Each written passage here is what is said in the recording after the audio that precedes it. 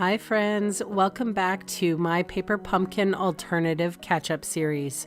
I'm trying to get back on track, and I hope I can offer you some gentle motivation to create along with me. So this is part 2 of January's box called Key to My Heart. And it's a Valentine's Day themed card kit. And I'm not really feeling the Valentine's vibe. So I'm going to head to my sketchbook and try to think of an alternative. So this is my sketchbook, and I noticed that on Tuesday's project, I used the nested essential dies.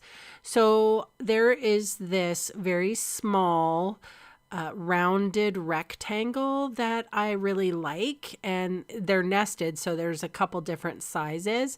So I'm going to take the smallest one, and I thought that I would take all the different papers that I can get from the kit and create a pattern along my basic white card. So I've often said, if you've ever done Paper Pumpkin alternatives with me, that basic white card base is kind of a must. So that's what I'll be using today.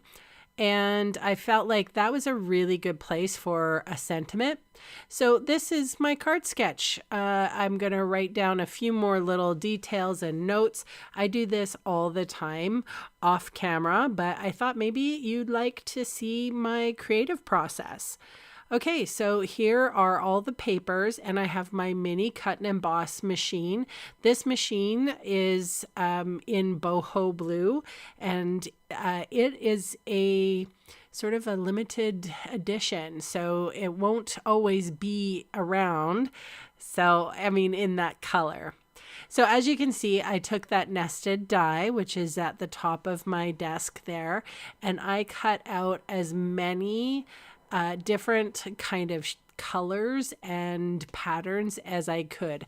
I got some from the pink envelopes with the keys on it. I got some with the, I think it's petal pink. I think that color is still, I don't use that color very often. Fresh freesia, I love, love, love, love it. I'm also a big fan of Bubble Bath right now, and any kind of the Highland Heather, like those purples are gorgeous. Wish that we had a real violet color though. Not as deep as Blackberry Bliss.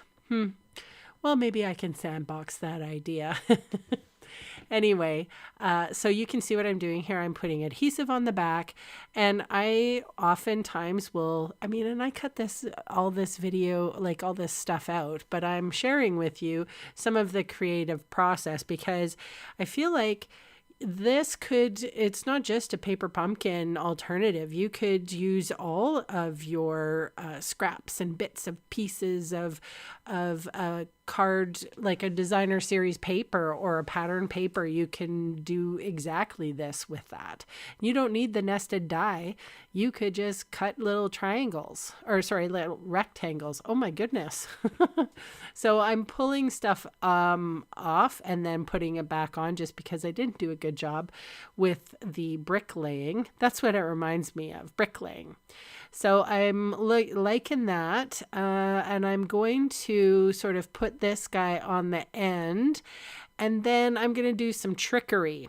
So right above this particular swirly one, I'm going to put another one, and I'm just going to get the little edge. So it is a solid one, so it's a little easier. I don't have to worry about a pattern. So I'm going to take my long scissors. Stampin' Up used to sell these long scissors, but they don't anymore. And I remember seeing something similar in Michael's. They're really heavy and hefty. And I know Epicure actually sells a very similar scissor. But anyway, I digress.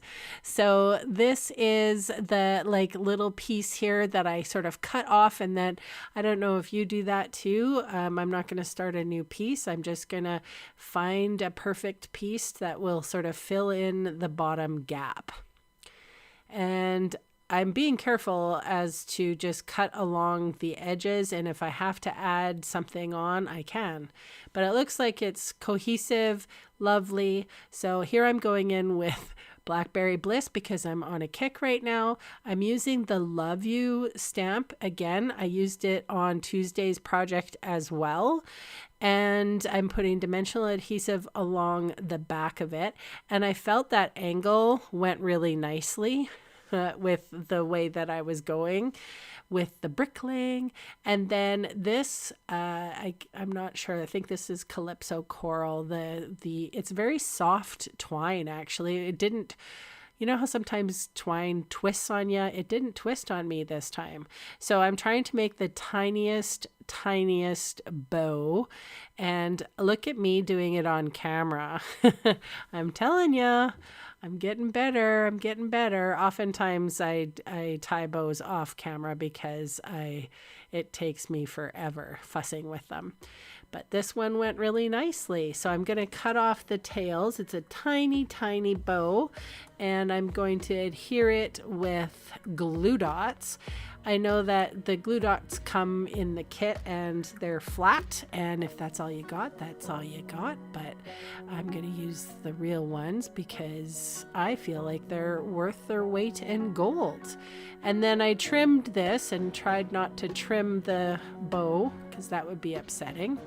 And that is it. Thank you so much for watching and subscribing and all the YouTube-y things.